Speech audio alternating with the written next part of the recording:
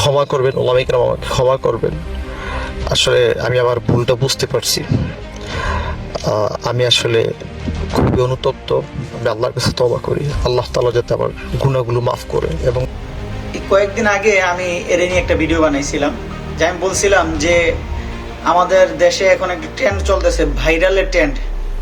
যে ভাইরাল হওয়ার জন্য সবাই পাগল, সবাই মনে করে যে হুজুর থেকে মুজুর হয়ে গেলে, টিকটকার হয়ে গেলে তাইলে ভাইরাল হবে। ওই যে কিছুদিন আগে হাফেজ থেকে টিকটকার হয়েছিল, পরে আবার জাতির কাছে মাপ চাইছে, তারপরে এখন সে শুরু করছে, সে বক্তাগিরি করছে 5 বছর, তারপরে সে এখন নায়ক হইতে চাইছে, টিকটকার সাজছে। তা আমি তখন ভিডিওটা করার সময় বলছিলাম যে এইগুলো এখন একটা নাটক চলতেছে। কয়েকদিন পরে সে আবার মাফ চাবে, আমার মাফ চাই হাজী সাহেব সাজবে।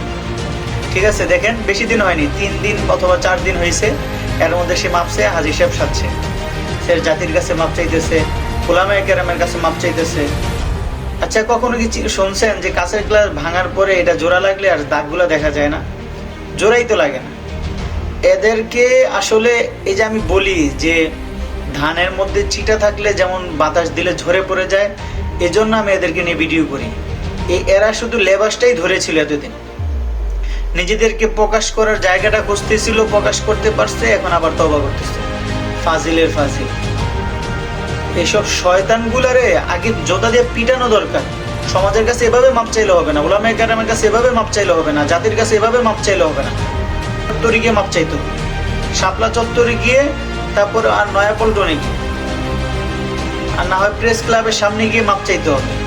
বদমাইশ কোরআনকার, ফাইজলামি করে কয়দিন পর পর। এই ধরনের আর যেসব মাদ্রাসার পোলাপান এই কাজগুলা করবে, যে এই কাজগুলা করবে, আপনারা তার কাছে কেন যান? তার কাছে কেন আপনারা ভিডিও করতে যান? আপনাদের চ্যানেলের ভিউ বাড়ানোর জন্য। আগে জুতা নিয়ে যাবেন, জুতা নিয়ে তারপরে গিয়ে পিটাবেন এদেরকে, জুতা দিয়ে পিটাইয়া এরপরে এদেরকে ভাইরালের রোগ এদের মাথা থেকে সরাই দিবেন। যেসব মাদ্রাসার পোশাক পরে, হুজুর সাইজা, জুব্বা পইরা, পাঞ্জাবি পইরা, টুপি পইরা ফাইজলামি করবো, এইগুলার আগে জুতা দিয়ে পিটাইবেন। জুতা দিয়ে পিটাইয়া ভাইরালের রোগ মাথা থেকে সরাই দিবেন। সরানোর পরে এরপরে তুই জাতির কাছে মাপ চা। ফাজিল কোরআনকার, বদমাইশি করার জায়গা পায় না। এইটা এর আগেরটা দেখে শিখছে, এটার দেখে আরেকটা শিখবো।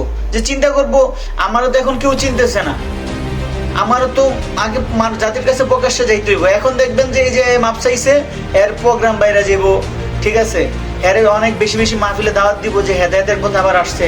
এখন সে আবার তার জীবন কাহিনী তুলে ধরবো, কিভাবে সে টিকটকার হইলো, কিভাবে সে আবার হেদায়েতের পথে আসলো, কে তার ইন্সপায়ার করলো, কে তার দাওয়াত দিল।